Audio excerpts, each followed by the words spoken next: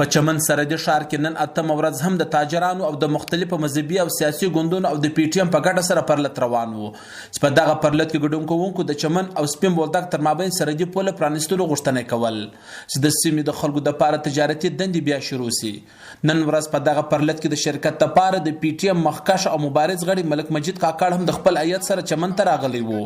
په دغه مهال د ویډیو ته وویل چې حکومت پاکستان د افغانستان سره پوله بنده ساتلې ده او د نورو ګاونډیانو سره خلاصه.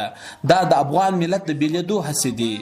کتا د چمن بارډر بند کړی دی نو بیا تا غواګا بارډر ولې خلاص کړی دی چې خلک په ښه طریقه باندې ته پرېږدي. غواګا بارډر چې هلته د پر لاهور کې دی بیا تا هم بند که خو روزانه هندوستاني فوجان پر تا باندې ټکان هم کوي، په تا کې خلک هم وزني. د هغه باوجود د غواګا بارډر یې له دی او زما د پښتنو بارډر یې له بند دی. د دې صرف معشق الهام دی. د مذهبي جماعت جمعیت نظارتي مرکزی کنوینر مولانا عبدالقادر لونی هم د خپل هیات سره په دغه پرلط کې شریک سو او وینا یې وکړه. د هم وویل چې باید حکومت پاکستان یې پر پولو پراته خلکو دپاره کاروباري زمینې برابرې کړي. کاروبار بندول سیمه د بربادۍ پر مخ بیایي. د بلوچستان او د چمن خلک دغه د بچانو روزي دا د بارډر سره منسلک ده. لسلورو میاشتو څخه دا بارډر بند دی. موږ د دې بندش شدید مذمت کوو. موږ وفاقي حکومت ته دا وایو چې دا بارډر د فوراً خلاص کړل سي او د خلکو بچان پلکاو انسانان دا نن د پاککشي په حالت کې دي. دا بارډر د پوری طور خلاصي تا چې د دې غریبانو د دې لغړیانو د دې غریبو انسانانو روزګي سلسله جاری وساتل سي. په دغه مهال د سیمې یو قبایلي مشر او تاجر اجمامو تاسکزي هم څه دارنګه وویل. تا کې انسانان ډیر ستړي دي، نیمه کور هلته دی نیمه دلته دي، ګرد رشته داران دي چې دا خلک ډیر په تکلیف دي. څلور میاشتې کېږي نه خپل کور ته هلته اوښتی نه د هغه ځای څخه دلته خپل کور ته راوښتی.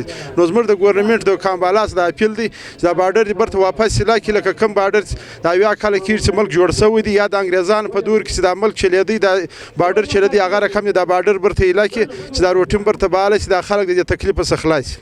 د پښتون ژغورنې غورځنګ یو بل مشر بارم خان اسکزي هم وویل چې حکومت پاکستان د پښتانه قام د بربادۍ دپاره هر وخت ارڅه کولو ته تیار وي.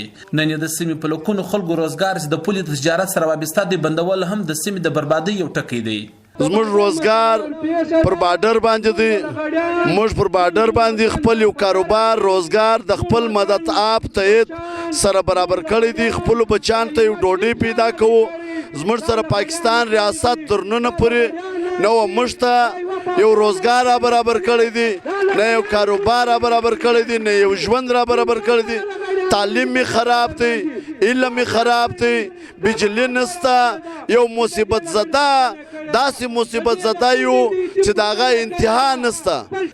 د سیمې د تجارانو او د سیاسي او مذهبي ګوندونو لخوا روان پر دغه پرلط باندې تر اوسه حکومتي دریځ مخته نه دی راغلی او نه څوک څه ویلو ته تیار دي. دلته د سرحدي ملیشیا ځواکونو لخوا د دغه احتجاج کوونکو سره پر لاندې سطح د خبرو کولو هڅې وسوې خو هغه دا وخت د ځنډ سره مخامخ دي.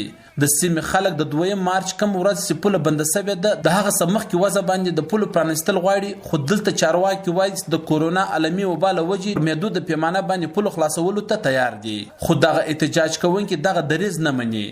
نعمت الله سرحدي وی ویډیو چمن.